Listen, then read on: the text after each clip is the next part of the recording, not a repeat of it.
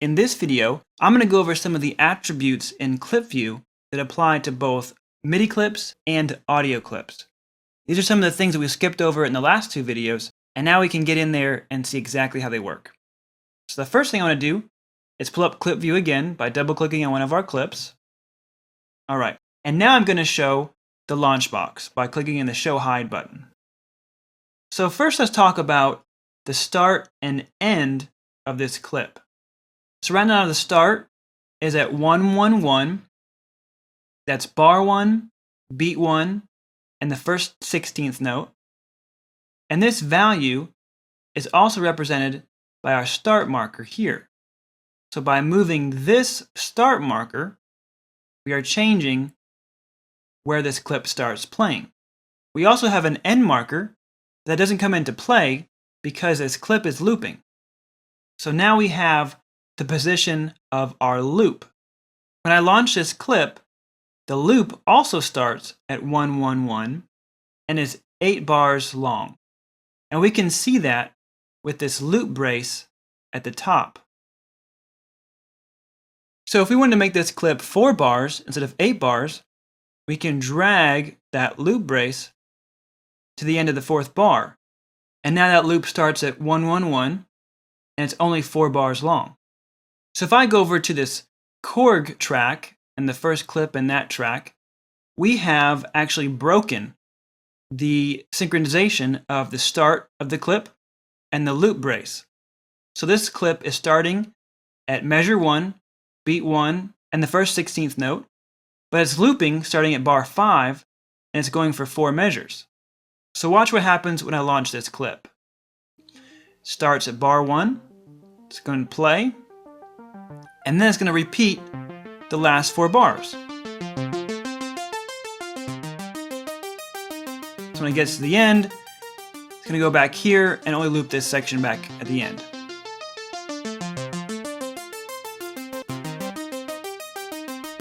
All right, so we can actually adjust this while it's playing.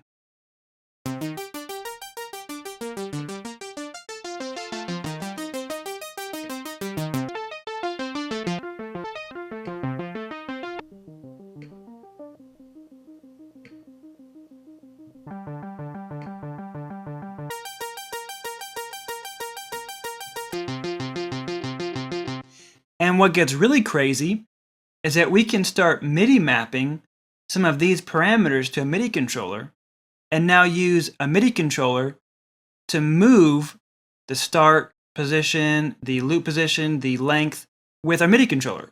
So we can come up with some really crazy stuttery type looping sounds using these parameters. So going back to our first clip, we can now turn loop off if we want to. If we turn that off, now the start and the end come into play.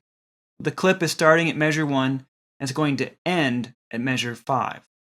So if I were to launch that clip, it's going to play and stop playing at measure 5. Now the track status is updated, showing us that this is no longer looping. All right. So now let's talk about the launch box here. We have a launch mode, quantization, and follow action. So first let's talk about launch mode. By default, clips launch in the trigger launch mode. And this simply means that a clip will start playing when you hit the launch button, and it will stop playing when that clip runs out if it's not looping, or when you hit a stop button. So hit play, hit stop, waits till global quantize is up, and it stops playing. Very simple, very straightforward. Next, we have gate. Now gate is really cool because we hold the launch button down and then it stops playing according to a quantization amount whenever we let go. If I hold it, let go of my mouse, and it automatically triggers the stop button and waits till the end of the quantization amount to stop that clip. Next, let's go to toggle. Now toggle is as simple as hitting the launch button once and hitting it again stops the clip. After toggle mode, we have repeat. And repeat will repeat this clip according to the global quantize, or when we get down to the quantization amount down here, I'll repeat it as I hold down the launch button and keep launching that clip over and over again until I let go. Then it will continue playing that clip. So repeat mode, gate mode, toggle, these work really well when you set the quantization amount per clip. So now we have the global quantize, and this clip can be set to the global quantize, or it can be set to whatever we want. So if we set it to eighth note, now the repeat mode relaunches this clip every eighth note as long as I'm holding my mouse down.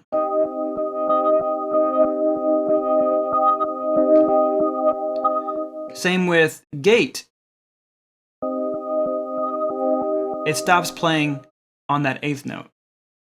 Now this is really cool when you have a MIDI controller that allows you to launch multiple clips at the same time, hold them down. I mean, it can get crazy really fast. So now let's go back up and talk about legato mode. Legato mode allows a second clip to pick up exactly where the first clip let off. So I'm going to turn on legato mode for both of these clips, 1 and 2.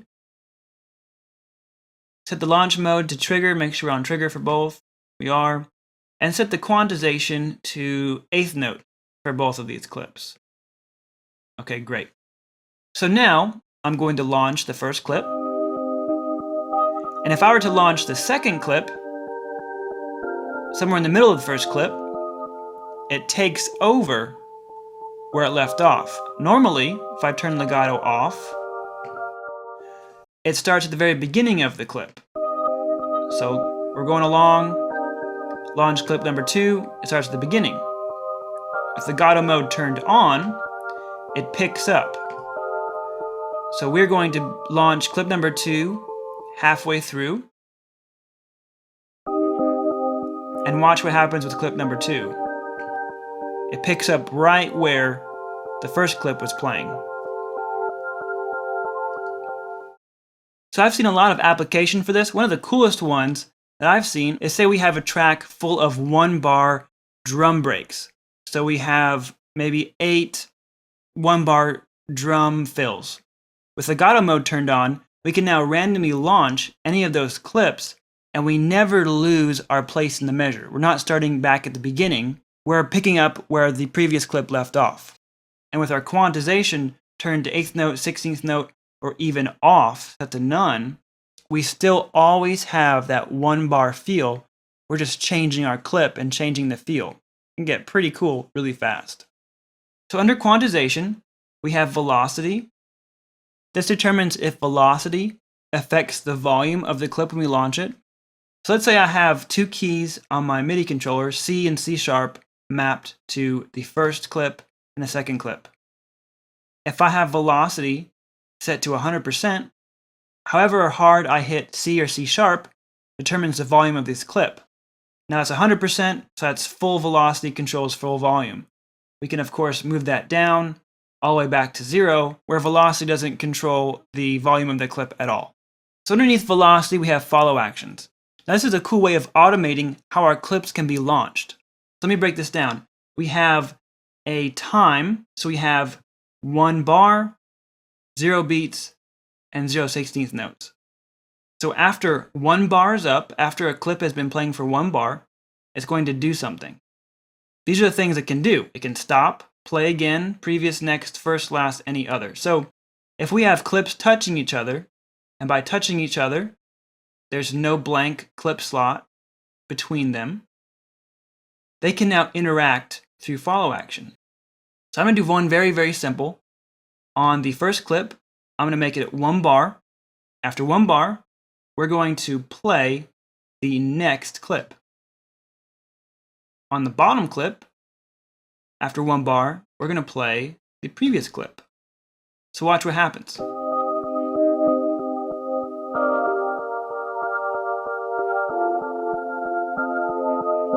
Now legato mode's turned on, so we're going back and forth, and it's continuing on through that clip. If we turn legato mode off, it will launch the clip at the beginning. beginning, the beginning, the beginning. If we had more than one clip, we can do some other interesting things. So let's duplicate this down. I'm going to hit Command D. And now I can set this to play the last clip. So this would launch the very last clip here after a measure. And since I duplicated, that follow action came with. It's playing the previous. So now we have stop, stops a clip after a measure. Play again, plays a clip again after a measure. The previous clip, the next clip, the first, the last, any clip, including the same one over again, or other, so any other clip that's touching. Again, follow actions only work with clips that are touching. We can't have a space or a blank clip slot between them. This one will be excluded from anything that these are doing. So at the very bottom, we have a chance or a ratio. So 1, 0, that means that the previous clip will be played 100% of the time. I can change it to the next clip and make this 2. So now every 2 times it will play the next clip. For every 1 time it plays the previous clip. So we have a ratio going. We made this like 999 to 1. This will be played once out of every 999 times. So we'll have the previous clip every 999 times it plays the next clip. Setting it to 0 turns it off. So when we talked about legato mode, that can get very, very interesting. Let's turn legato mode for all of these on. And now we can set the follow actions for all the ones we have selected. So after 1 bar, let's play any. We'll set to 100% of the time.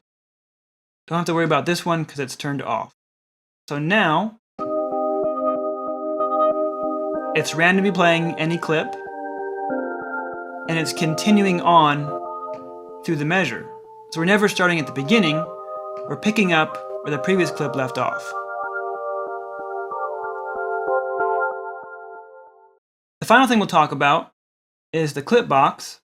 Now this can activate or deactivate the clip.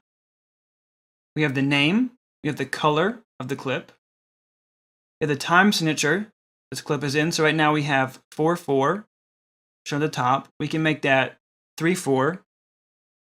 And now our bars and beats are updated at the top here. And we'll get into Groove in a later video. So those are the features in Clip View that apply to both MIDI clips and to audio clips. Thank you so much for watching. I'll see you next time.